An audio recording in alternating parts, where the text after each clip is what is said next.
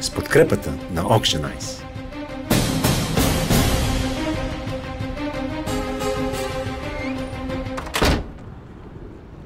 Здравейте, аз съм Китодар Тодоров и току-що станах част от ПТП. Блъсках ме от дясната страна, но искам да кажа, че не съм виновен, защото аз си карах по път с предимство. Значи, ще кажем, че момчето е виновно, което му ударило. Истината е, че то не е виновно, защото долната пряка няма знак. Паднал е знака преди около 4 месеца, аз живея в този квартал и е паднал знака и никой още няма просто знак. И това момче си мисли, че с предимство, защото ми от дясната страна и му удари. И аз излязах и то тръгна да бяга, защото пък се беше стреснал, че ще му крещях.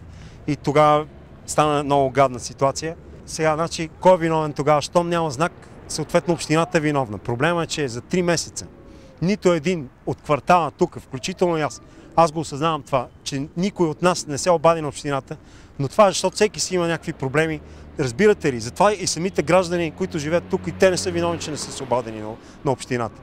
Значи тогава трябва да е виновен той, който трябва да ходи от общината и да преглежда къде има знак, къде има светофар, къде няма светофар, къде няма знак, какво става изобщо. Обаче, за съжаление, тази служба е закрита, провери го в интернет преди малко, 1992 година е закрита поради липса в бюджета. Щом няма знак, виновен е той, който е махнал знак. Той е подсъдимия. Проблемът е, че той, който е махнал знака, е шофьор на линейка. Така че не може да подсъдим, защото първо няма много шофьори и второ, този човек не е бил виновен. Аз бях там, пих кафе с Ванката и той просто се опита да не удари една кола, която за първи път от 120 км. Той слезе, след това си говорихме, докато човек отзад, нали, и си говорихме с човека. За 120 км нито веднъж нито един шофьор не му е направил път на този човек. И за първи път на това кръстовище едно момиче, то живее малко по-нагоре, му направи място и отби колата и той за да не удари, защото не очаквал, и ударил знака човека. Така че той не е виновен. И кой тогава става виновен? Остават виновни у нея шофьори, които никой от тях не му е направил място на човека с линейката. Обаче това не е така. Така първосигнално можем да речем, че те са някакси виновните. Но истината е, че те не са виновни, защото шофьорите, драги дами и господа, си имат свои лични проблеми. И затова не само и аз ги оправдавам, и не само аз, всички ги оправдаваме шофьорите. Тогава няма кой да е някакси виновен. И това не е така, защото излиза, че виновен е той, заради който изобщо всичко това се е случило. Този, който е бил отзад в линейката и заради който от линейката е вървяла там 120 км и се ударила в шибания знак. Ето, той е виновен, може би, ще кажете, но не е той виновен. Защото този човек наистина карал с 280 и е изпреварвал по аварийната лента колон от 80 коли и се е блъснал в едни коли и там е станало мазало и има смъртни случаи. И това всичкото е факт, но той не е виновен. Цялата работа е, че този човек е бил супер изнервен.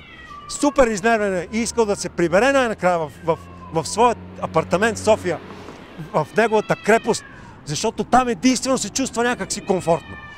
Пусне си нещо, телевизор ли ще бъде, радио ли, някаква атмосфера ли ще бъде от лампи, нещо ще си направи и ще се чувства някак си спокоен извън цялата паника и хаос, който наднича навсякъде по улиците.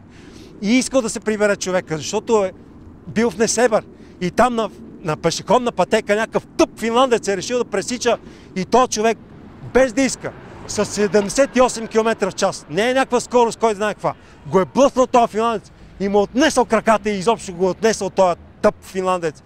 И ще кажете, кой е виновен, финландеца ли? Кой да е виновен? Естествено, че ще е финландеца. Майка му стара. Защото не се научиха тези чужденци да се спазват правилата. Аз като ходя в Финландия, спазвам ли правилата? Спазвам им! А те като дойдат тук, спазват ли? Не спазват нищо! Кой не знае, че не се пресича на пешеходна пътека по българското крайбрежие и особено по несебърските пешеходни пътеки? Кой не знае България? Всички знаят! А защо те не четат?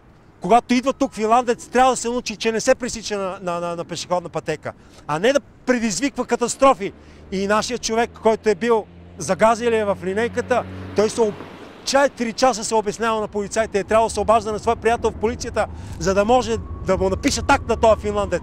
И всичко това заради това, че в България се наблюдава, за съжаление, отново, здрасти, значи отново се наблюдава проблем и разделение в България на две, на финландофили и на финландофоли.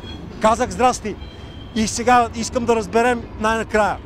Ако има, според мен, хора, които поради една или друга причина субсидират финландските кръгове, всеки, който купува финландски стоки, плюсени мечета, каквото ще да е, всеки, който гледа филми финландски, детски, анимационни, кулинарни, ако трябва да е, няма значение.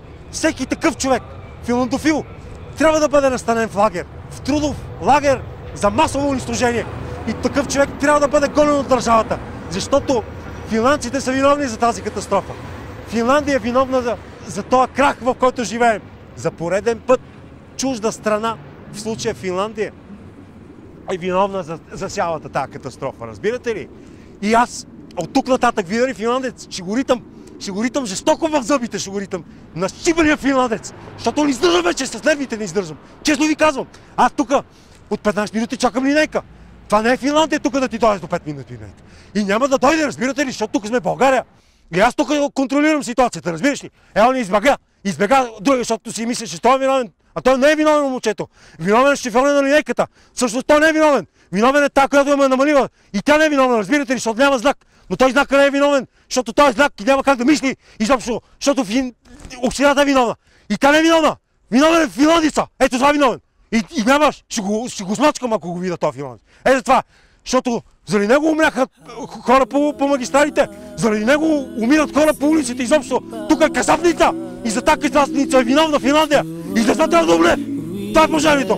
Не ме интересува повече. Не ме интересува. Качвам се на този влак. Качвам се на този влак и ще заминавам за панагюрище си заминавам. Разбираш ли? Тук ми дадеха. Финландците скапани. Скапани финландци. I thought we'd get to see forever, but forever's gone away. It's so hard to say goodbye to yesterday.